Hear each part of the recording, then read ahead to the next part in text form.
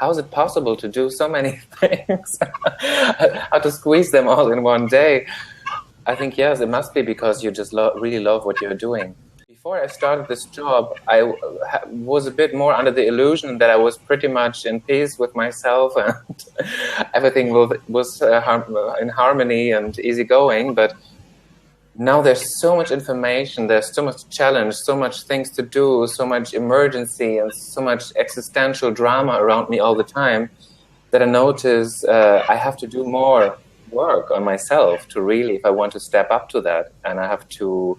And just to say, I think what you're doing is awesome in terms of work. And I think it's very tempting, people that are kind of committed to their kind of own spiritual practice or whatever, that we were saying in the interview, hide away from the world. And I think we need more people showing up and doing the kind of work that you're doing.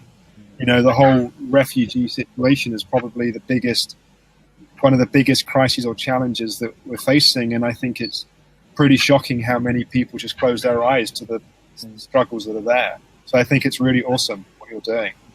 Probably the opportunity is to see the work and the challenge and the struggle of the work as the place that you're growing. And rather than to see kind of how do you support yourself or find your kind of balance outside of it, to see where the opportunities are to be present and to be with yourself and to show up and evolve whilst in the cauldron of the work that you're doing.